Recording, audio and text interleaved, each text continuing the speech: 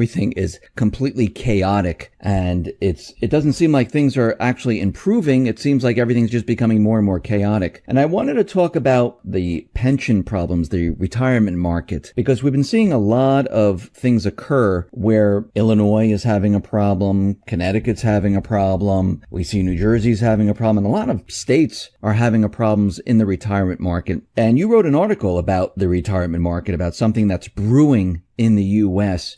I wanted you to just touch upon that and explain what you see happening in the U.S. retirement market. Yeah, David, all of this is based upon the falling energy return on investment. It's gutting everything, and it's gutting the retirement market. And according to the international, or let's say the Investment Company Institute, and they do all the data for the retirement market in the U.S., the U.S. Retirement assets hit a record. 26.1 trillion in March this year, the first quarter. So, there we go. A new record of highly inflated bubble assets. And that's what they are. But now if we dig a little deeper, we kind of look at what's going on underneath, behind the doors, behind the, scenes. As of the last data, and these are what they call private DC plans, or better known as like 401k plans. They actually paid out in 2014 almost 29 billion more than they got in. And this is, I think the year before, in 2013, it was about 9 billion.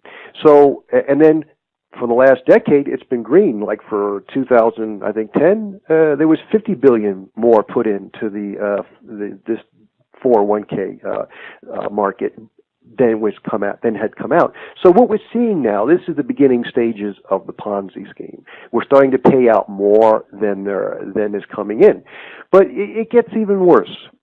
There's another retirement market in the U.S. It's called the private sector DB plans, and if someone is in this kind of a plan, basically a defined benefit is where an employer pays the employee like a pension payment when they retire, depending on what their earnings were, and so that's what this kind of retirement is. What is kind of alarming about this one is that in 2014. They paid out 124 billion more than they got in.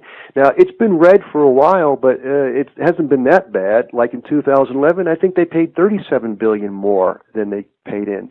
So, but 124 billion in 2014, God knows what happened in 2015, 2016. This is bad news. And there's about $3 trillion in these defined benefit pension plans, and these are private now. What I'm talking about is private corporations. So they're underfunded, and according to the data, they're underfunded by $500 billion. Now, that's bad, but let me tell you what's even worse. You just mentioned the states, Illinois, Connecticut. The states, they supposedly have $4 trillion in assets, but they're underfunded by almost $2 trillion. So they're underfunded by 50%. But what if those assets are inflated? What if one day they decide to pop? Well, then you're in big trouble. But now, let's take it a step further. It gets even worse. We only hear about the states that are in bad shape, and they are. But the federal pension system, the assets are worth about $1.6 trillion, and they're underfunded by 1.9. So they don't even have enough money to cover what they have right now, even before the assets start to implode.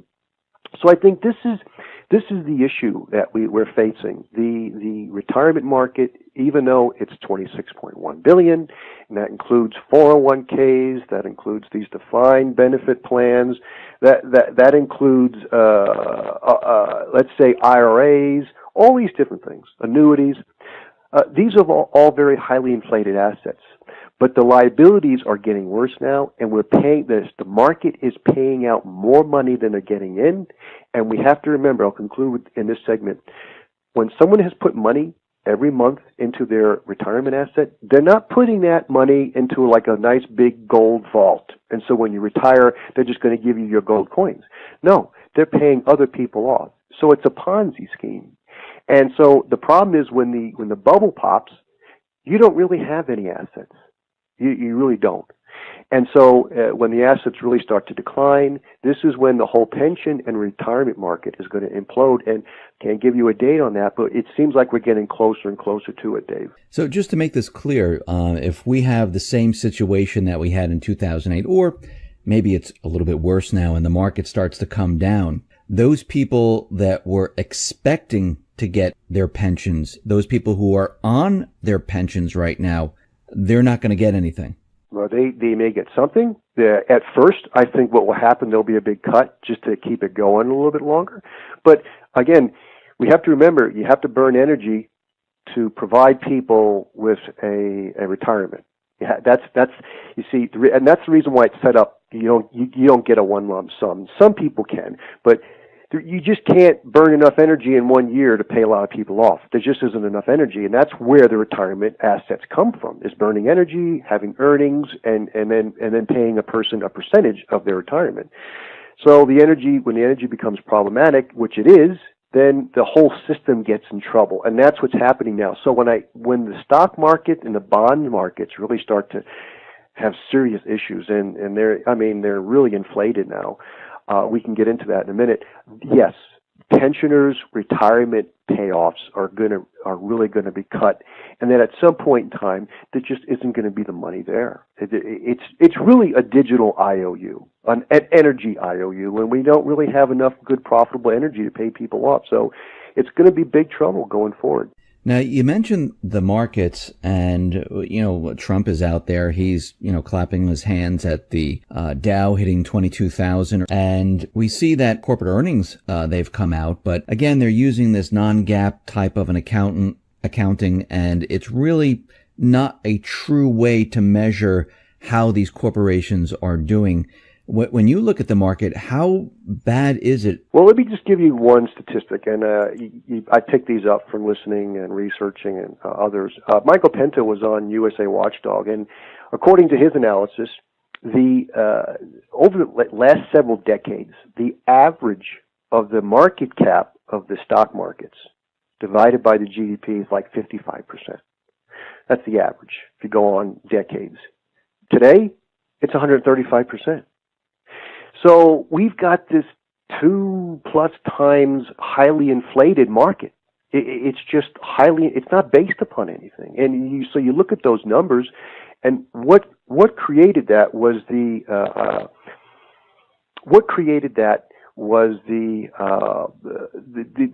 asset purchases by the central banks, and a lot of money went into the market.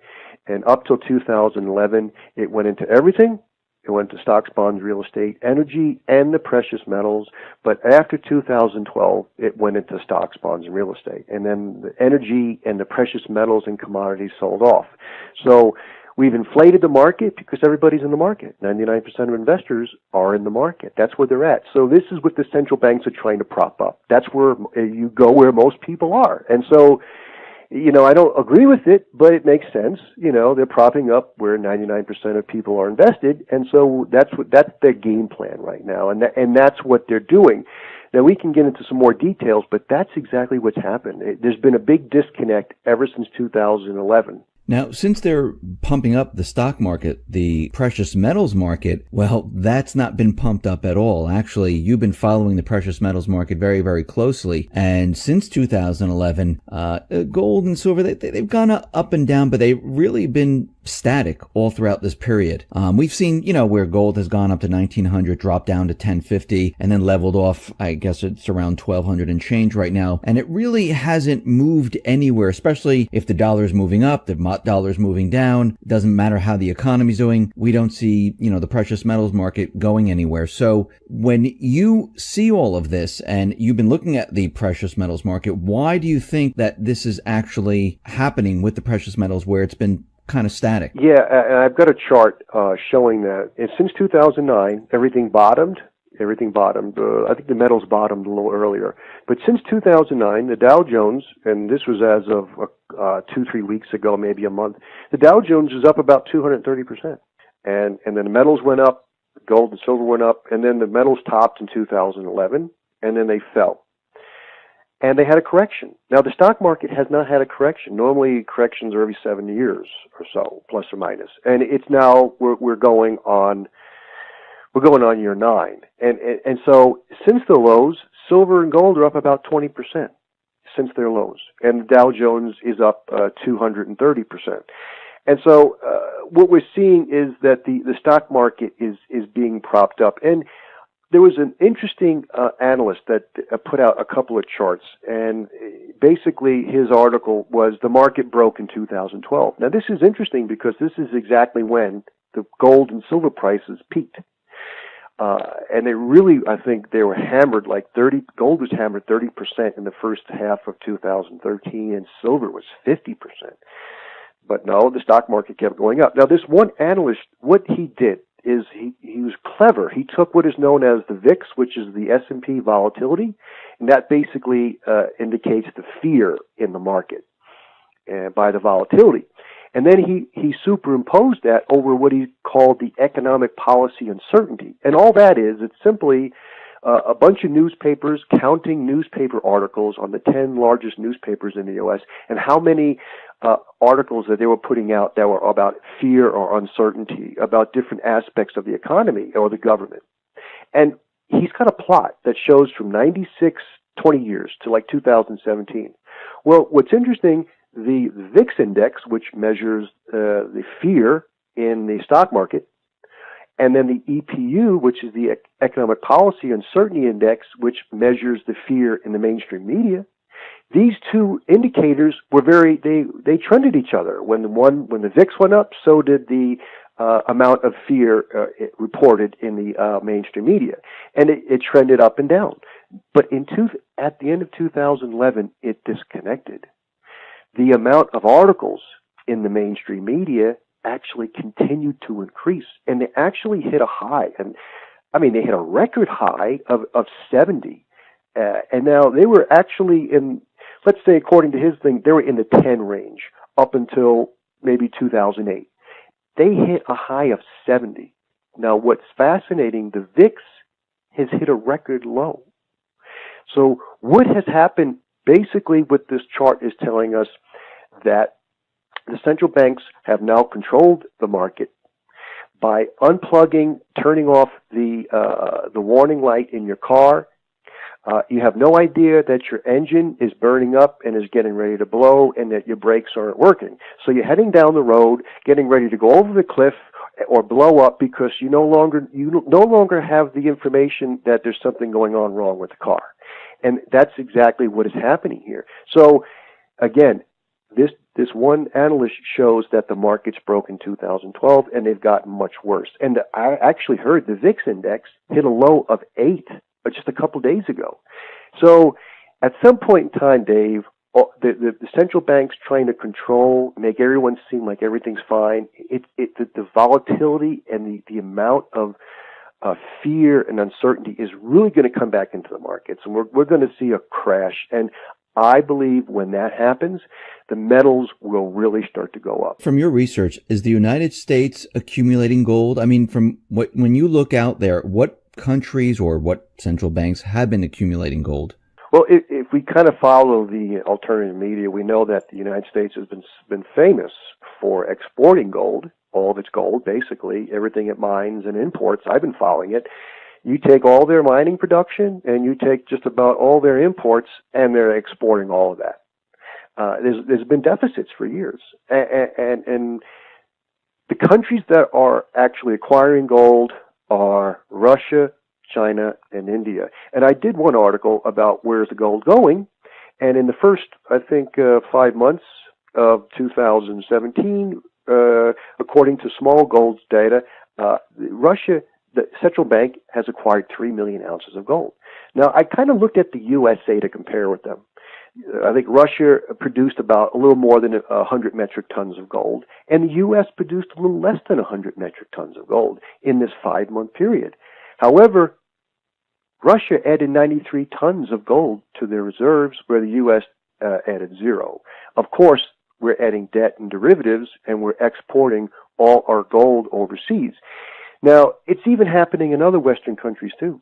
Australia, I looked at some data in Australia, they exported the first quarter of this year 57 tons of gold, and 77% went to Hong Kong and China. Now, I went back and looked at this data for the past 10 years, and Australia exported no gold to Hong Kong and China in the first quarter of 2008, zero. And then I think in 2010, the first quarter, it was 1 ton. And last year it was 37 tons the first quarter. Now it's 57. So what we're seeing more evidence that more and more gold is being exported. And I'll tell you this last data figure, last year in the first 4 months of 2016, the U.S. exported 120 tons of gold during the first 4 months of the year. This year they've exported 173 tons. It's like almost 50% more. So something has changed this year. We're seeing more gold now being exported. It's going to Hong Kong, China, it's going to India, and then the UK and Switzerland. And as we all know, the gold that ends up in the UK and Switzerland is being remelted into kilo bars, and a lot of it is being shipped to China and Asia. So this is what's happening.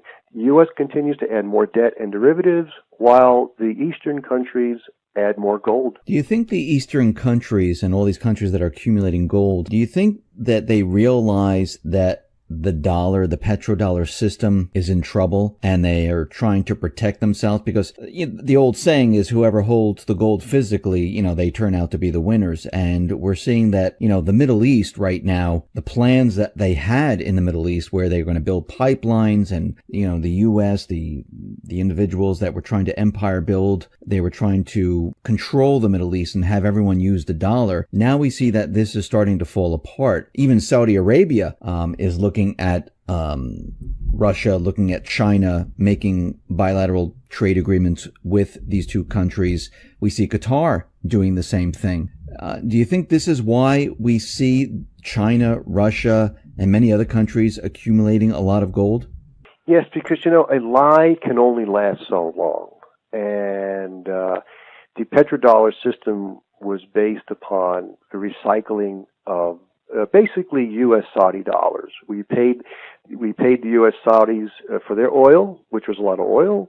We needed the oil back in the 70s, and we paid them in dollars, and then they took those dollars and they bought U.S. treasuries. And so, I've calculated since 1971, the U.S. trade deficit, account deficit, every year when you add them up, it was like $10.5 trillion.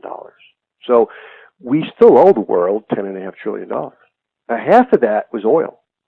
About half of it was oil, and a lot of it was the Middle East and Saudi Arabia.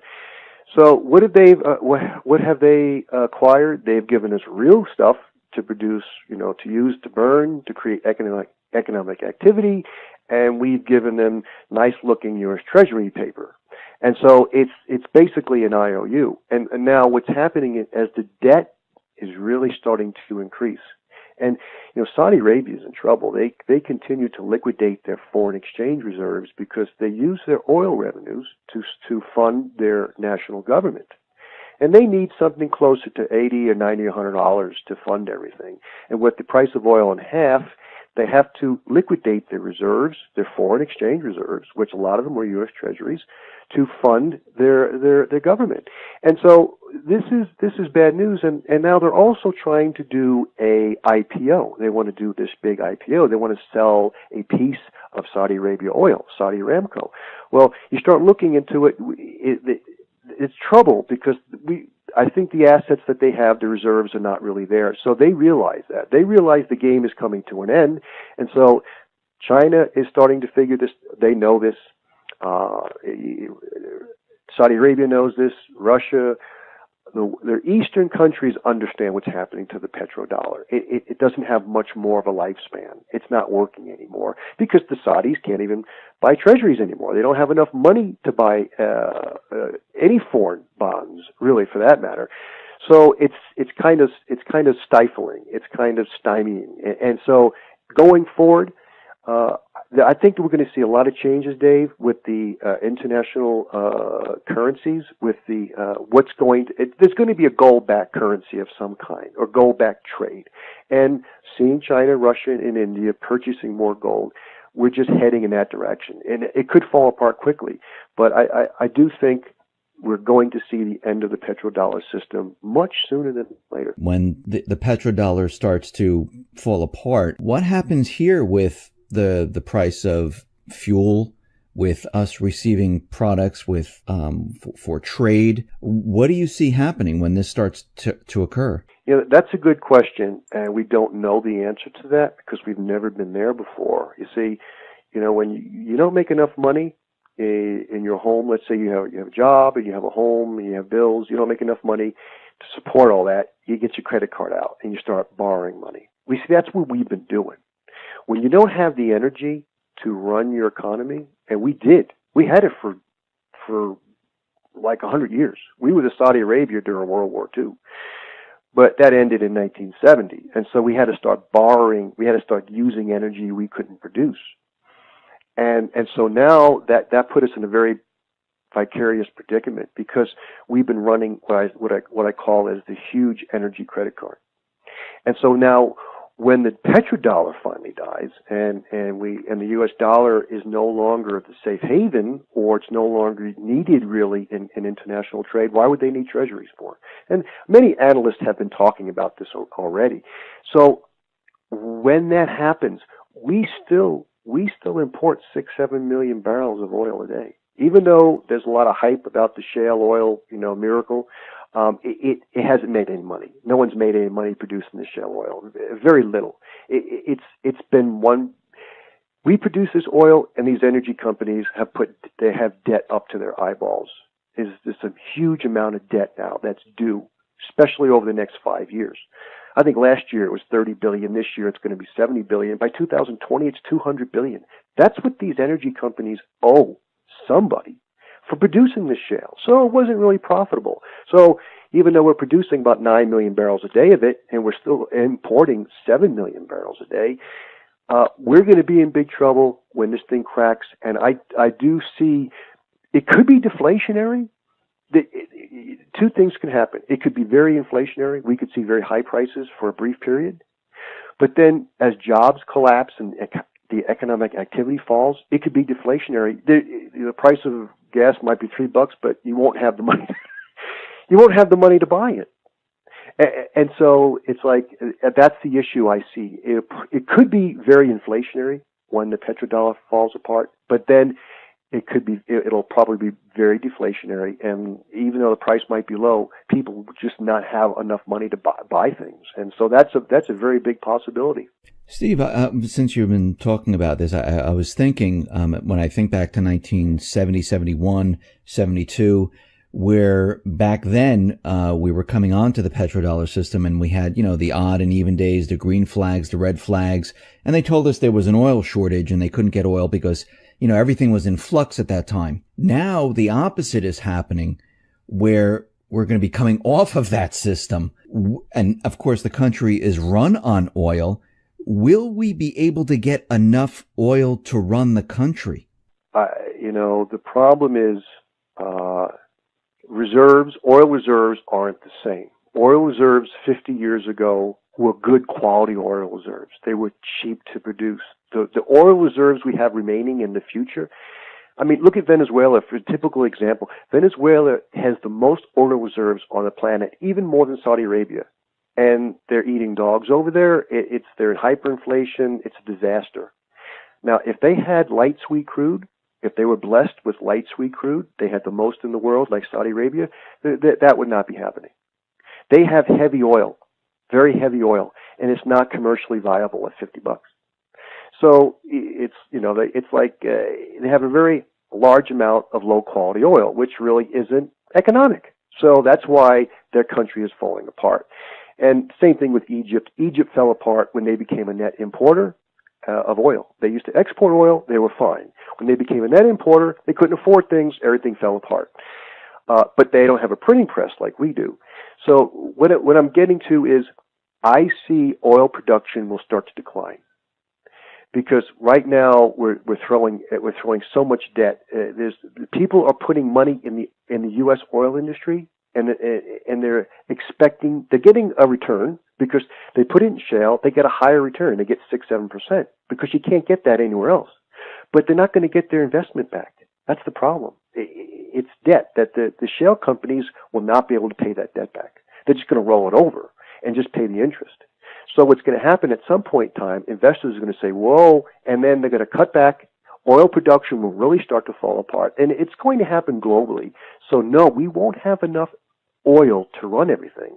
And as time goes by, Dave, I see cliff-like declines in oil production. There'll be big drop-offs as companies go under. Wells are no longer commercially viable because the oil price is going to fall. Here's the clincher. People think the oil price will go up. It might briefly, but you don't pay top dollar for an old cow. You don't. You pay top dollar for a one-year-old cow, a one-year-old cattle. The meat is good quality. You don't pay top dollar for a 5-year-old cow. It's not worth it. The oil quality now is not worth a high price. So why would people bid it up?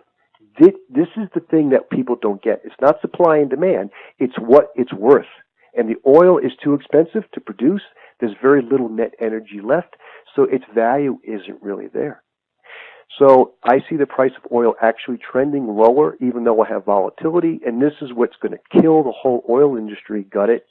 And as that happens, production will decline as well as economic activity. So if then economic activity declines, corporations, I'm assuming, might go out of business during this period. Supplies into supermarkets, because maybe there's not enough oil for trucking for them to be operational. Manufacturing might also decline. I mean, is that what you're saying? Yeah, and it's hard to kind of forecast how this will look.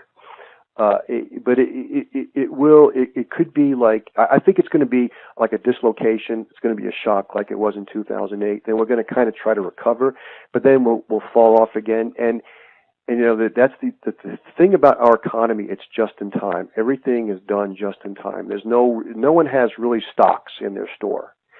The stocks are flows. They're flowing on the interstate. And when you don't have as much fuel, that means less can flow. And so I think the biggest losers are going to be the big box stores, the Walmarts, the Best Buys, big things, because they make a little bit of money on a lot of flow, a lot of revenue. And that doesn't work when this thing starts to kind of disintegrate. So we're going to go more local, regional. And I don't know how people will figure that out, but people are pretty smart. They'll figure it out.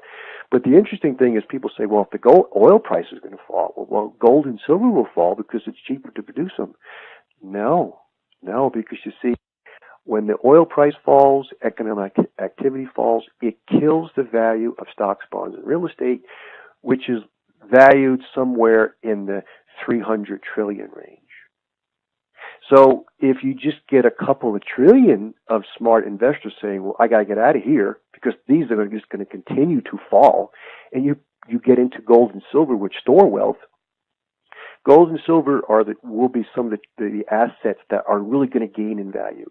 And they're going to actually disconnect from what it costs to produce them, which is what they're being traded at right now, to storing wealth. And they should have been all along, but the governments and Wall Street have funneled people away from sound investments and into what I call energy IOUs, which are stocks, bonds, and real estate. Even though they have a big high value, they're not worth it. Right now, the value of these things are like Bear Stearns before Bear Stearns went belly up. People say, wow, Bear Stearns was worth $90 a share. No, it wasn't. It wasn't even worth $2. It went bankrupt. But the market thought it was worth $90. See, right now, everyone thinks all these stocks and bonds and real estate are worth this high amount. They're not. And I think the value of these things are going to fall 50 to 75% and more as time goes on. So why would you want to be in those kind of assets? So I see this, I mean, from what you're saying, I see that this losing the petrodollar, having it affect the oil as it comes into the country, this might actually bring down, I mean, this is like a black swan, which maybe the Fed and the U.S. government really doesn't see coming, where this could bring the market down, which then will affect almost everything. Because you're saying a 50 to 70% decrease in asset prices, that is going to hit pensions, that is going to hit pretty much everything. And so we already saw that in 2008-9. It happened. I mean, this is not something that we're not used to. It happened in 2000, which was the tech bubble, but we saw this in 2008 and 9. I mean, it was the stock market was just falling, precipitously, and the real estate prices were falling 20-25%. But then, Uncle Sam came in, and I call them the Three Musketeers, which was Paulson, Bernanke, and Bush came out, and they all came out and said, okay, we're gonna save everything, and so that they've been saving everything, but you can't save something that isn't worth saving. You can for a while, and that's what they've been doing. So this time around, they've pushed these values up because we have to remember the asset values going up is what kind of feeds everything, allows the retirement market to function. Because what happens if you start seeing things really fall apart? You get fear. I want to get out. I want to pull my money out. I want to get out. Well, they don't want that. And so what they've been doing is making this bubble. This is like the Bernie Madoff bubble. And I'll tell you what, George Makopoulos, who was on King World News, he's the one that was the whistleblower on the Bernie Madoff $65 billion Ponzi scheme. He says the market is now a huge Ponzi scheme. The whole thing's a Ponzi scheme. So we know that. But now we're just waiting to when is it going to pop. And when it pops, 50 to 75% reduction in these values, it's a given. It really is a given. I mean, just like Michael Pinto said, the market cap to the GDP is 135%, and it should be 55%. And I would even say 55% is inflated already. So we're going to see a 50 to 75% reduction in stocks, bonds, and real estate. And when that happens, it is going to be very disruptive to the market. Yeah, it's going to be disruptive to the market, to the economy. And when this does come down, I don't know if you know the answer to this, but how long do you think we'll be in this period of time? Looking at what's happening in the energy market, especially the U.S., I see 5 years, and it's in real big trouble. It's in trouble right now, but they can prop things up. They've done it already, so you can't be oblivious to that. But it becomes unsustainable. I just looked at the top 3 oil companies, ExxonMobil, Chevron, and ConocoPhillips. In the U.S. market, they lost money. They're the big ones. They're supposed to make money. They're supposed to make money. And Chevron and ConocoPhillips, I know Chevron is. I haven't really looked at the data. I just skimmed over it. I'm going to put out an article. They're still borrowing money to pay dividends. And the reason why a lot of people are invested in Chevron, ExxonMobil, because they're paying a fat dividend. Why be in a stock that the stock price might fall, but you're getting a good dividend? You take the dividend away, why be in the stock? So the U.S. oil industry is in big trouble. And I think within 5 years, we're going to see serious trouble. It could be sooner, but within 5 years, that's really going to impact our energy production, and solar and wind and electric cars. God bless, Elon Musk. It's not gonna amount to anything, unfortunately, because you need oil, natural gas, and coal to produce an electric car. So we're going to be in big trouble 5 years. I think by 2025, Dave, I really do believe that we're going to be in a different world, and we could start seeing fireworks this year and next year, but the energy will be forever. Propping up can go on for a while, but the declining energy is forever. We don't have any alternative. So it's just going to be a smaller, more local, regional kind of way of living. And you're going to see a lot of real estate out there just vacant. Thousands and thousands of commercial buildings vacant. There's not enough energy to run them anymore, whether traffic or whether actual electricity to run it and function it. It just won't. There'll be so much dysfunctional real estate out there. Nobody sees that right now.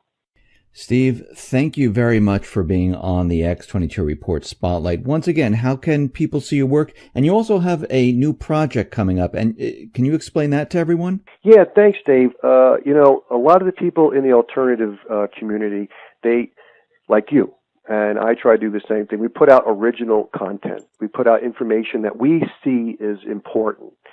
And to pay our way, we use one of the larger ad networks. And now the problem is, I've heard from many sources that this ad revenue is falling. And what they're actually doing is they're kind of targeting the alternative message, and so they're cutting their compensation. And I've heard 50%, 75%. Now this hurts the alternative person, content provider. It hurts their motivation to put out new information.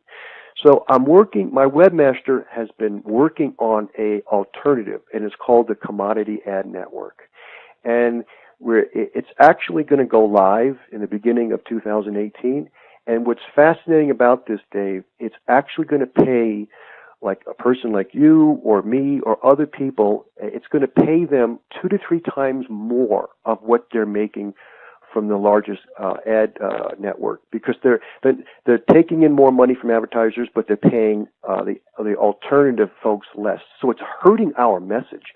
So maybe a follower of you may not be interested in this, but it's hurting our message. Now, what this Commodity Ad Network is trying to do, we're going to get advertisers that are actually interested in being in the alternative space, which is precious metals, energy, charts, preppers, survival, alternative messages like yourself against the too big to fail people, the banks. This Commodity Ad Network is geared towards that, and that's what we're doing.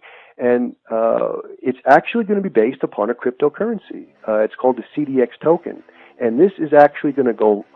The initial coin offering will be on August 20th.